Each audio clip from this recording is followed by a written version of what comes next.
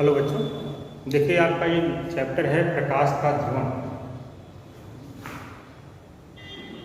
उसी के बारे में चर्चा करते हैं। ये बड़ा इम्पॉर्टेंट चैप्टर है, पहले उस साल सिलेबस में नहीं था, इस साल इस सिलेबस में है प्रकाश का ध्रुवण।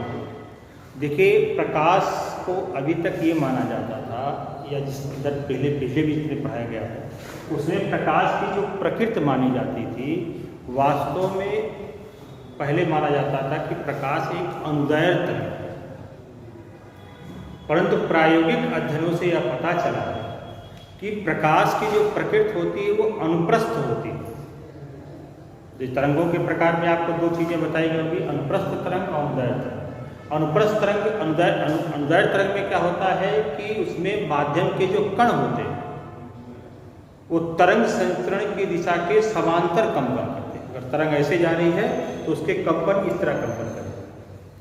और अनुप्रस्थ तरंग में जो माध्यम के कण होते हैं वो तरंग संचरण की दिशा के लंबवत कंपन करते हैं।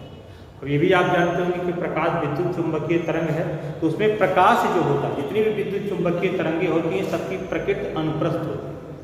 अब इसको अगर एक एग्जाम्पल की भाषा से समझा जाए, जैसे आप ये जानते होंगे कि मान लीजिए कोई रस्सी है, लंबी सी रस्सी ले लीजिए, उसके एक सिरे को किसी खूंटी से बांध दिया, एक सिरे को किसी खूंटी से बांध दीजिए और दूसरे सिरे को क्या करिए, झटका दीजिए, तो देखेंगे इसमें जो होगा इस तरीके से कंपन क्रिएट होगा, इस तरह से कंपन करेगा ऐसे। और ये तरंग कौन सी होगी, अनुप्रस्थ, क्योंकि तरंग ऐसे चलेगी और कंपन ऐसे होगा। अब थोड़ा सा सपोज कीजिए कि यहाँ पर हमने एक कार्डबोर्ड ले लिया, इस कार्डबोर्ड में छेद कर दिया, ये रस्सी को इससे गुजारा है, रस्सी को इससे गुजारा है। अब जब कंपन कराएंगे और कार्डबोर्ड ऐसे रखा हुआ है, पूरा ये छेद है, पूरा छिद्र है आपका, तो रस्सी से कंपन इससे होते हुए निकल जाए, कोई प्रभाव नहीं पड़ेगा।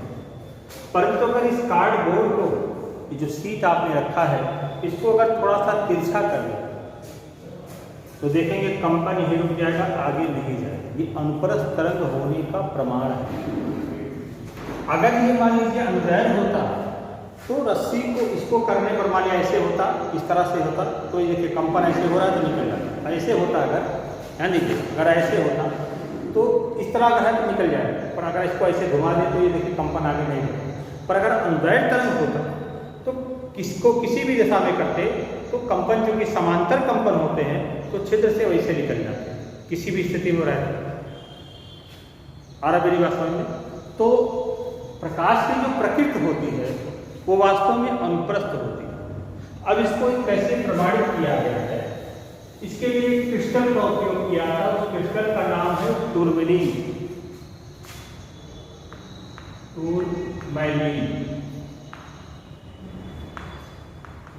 टूरमैलीन एक क्रिस्टल होता है।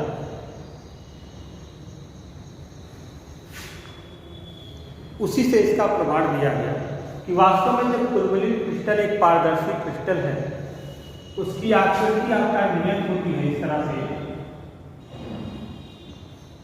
इस तरह से क्रिस्टल होता है। तो जब इस पर कोई हम प्रकाश डालते हैं, इस क्रिस्टल पर, इस पारदर्शी, जैसे मान लीजिए कांच की प्लेट पर कोई प्रकाश डालिए तो पूरा प्रकाश बाहर निकल जाए, तो इसमें भी ऐसा होना चाहिए, परंतु ऐसा नहीं होता है।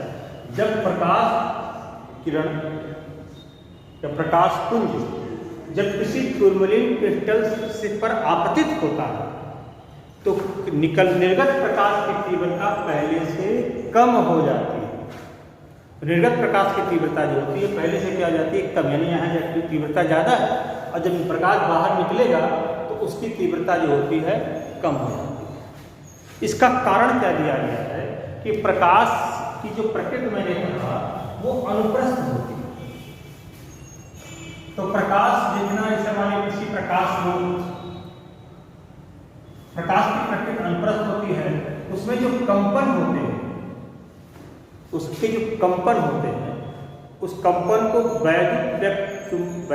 कंपन जो होते हैं वैद्युत क्षेत्र के लंबवत या और चुंबकीय क्षेत्र के लंबवत दोनों होते हैं, उसको बोला जाता है वैद्युत वेक्टर के कंपन।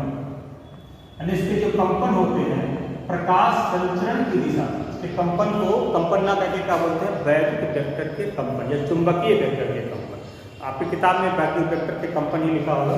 तो इसके जो कंपन होते हैं प्रकाश संचरण की दिशा के क्या होते हैं, लंबवत, इस तरीके से। ठीक है, अब मान लीजिए यानी कहें मतलब प्रकाश में जो कंपन होते हैं उस कंपन को क्या बोलते हैं, वैद्युत वेक्टर के कंपन। ये क्या होते हैं, प्रकाश संचरण की दिशा के लंबवत कंपन करते हैं। इसको जब कैसे करेंगे, लाइन किसके ऊपर नीचे की, अब देखना इसे मान लीजिए कोई प्रकाश स्रोत है, तो कोई प्रकाश स्रोत है, इसे असंख्य किरणें निकलती हैं, असंख्य किरणें निकलती हैं। तो प्रकाश देखना इधर जा रहा है, इस किरण की बात करेंगे, इसमें कंपन ऐसे होंगे, ये किरण जा रही है तो इसमें कंपन ऐसे होंगे, ये किरण ऐसे जा रही है तो कंपन इधर पे होंगी, इधर कंपन इधर से होंगे, इस तरह यानी प्रकाश संचरण किरण प्रकाश संचरण दिशा की लंबवत कंपन, इधर किरण जा रही है तो लंबवत इसके लंबवत कंपन। अब देखना टूरमैलीन जो क्रिस्टल होता है उसकी अपनी एक अक्ष होती है, जिस अक्ष को कहा जाता है ध्रुवण अक्ष। इस तरह से उसकी एक अपनी अक्ष होती है, क्रिस्टल की अपनी एक अक्ष होती है।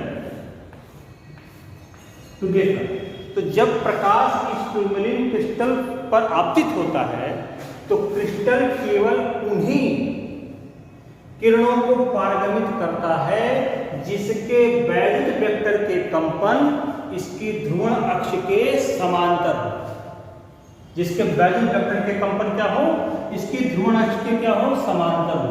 अब अगर समांतर नहीं है तो उनको रोक देंगे। जैसे इस किरण की बात करेंगे तो देखिए इसके कंपन और इसकी अक्ष दोनों समांतर नहीं तो ये रुक जाएगा। इसके कंपन देखिए इसकी अक्ष के समांतर नहीं तो रुक जाएगा, पर इस वाले किरण की बात करेंगे तो इसको क्या कर लेगा, निर्गत कर देगा। यानी जब प्रकाश किसी टूरमैलीन क्रिस्टल पर आपतित होता है तो क्रिस्टल केवल उन्हीं किरणों को निर्गत करता है जिसके कंपन इसकी अक्ष के समांतर होते हैं। तो बाकी प्रकाश उसी प्रकाश बाहर जाएगा तो निर्गत प्रकाश की तीव्रता ऑलरेडी क्या हो जाती है, कम हो जाती है।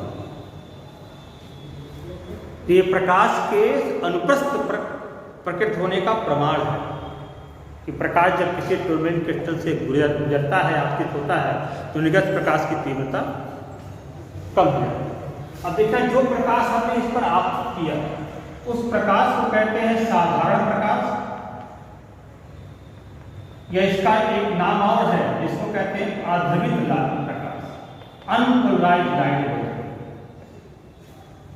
और जो प्रकाश निर्गत आपको मिलेगा इसकी तीव्रता कम होगी, उस प्रकाश को कहते हैं ध्रुवित प्रकाश या पोलराइज्ड लाइट। इन्हीं के बारे में हमको पढ़ना है।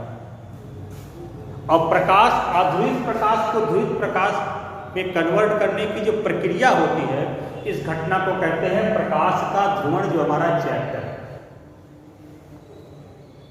इसी के बारे में हमको आगे चर्चा करनी है, तो ये चर्चा आगे कल होगी।